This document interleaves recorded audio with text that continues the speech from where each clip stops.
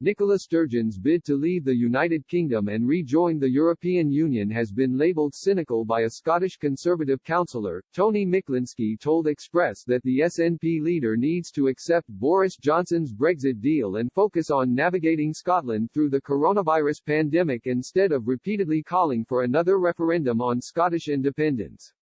He also reminded Nicola Sturgeon that it has been just 6 years since the first referendum on Scotland leaving the UK.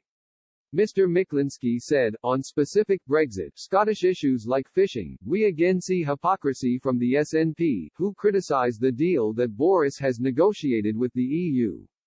Whereas Nicola's preferred option would be to rejoin the EU and go back to square one.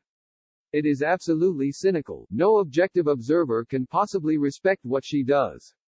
We have now got this deal done. It has taken 4.5 years. We now need to get on and make it happen. So when we are recovering from COVID, when we're getting Brexit up and moving, when we are trying to take the nation forward and recover from this massive debt that has been incurred, we do not need any other distractions. He continued, we do not need devise behaviour in Scotland that another referendum would bring. And by the way, it is worth repeating that just because you lost the first referendum does not mean you get the right to a second go. They would not give us another go if we were to lose one. It has only been 6 years. We need to get on with this and focus on making the country better. She needs to start doing this.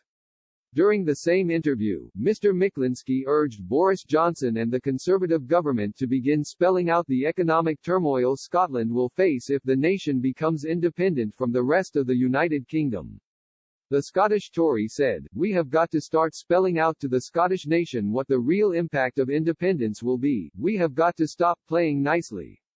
I have been told that people would not react well to being told that they will lose £8 billion because they rely on the English taxpayer.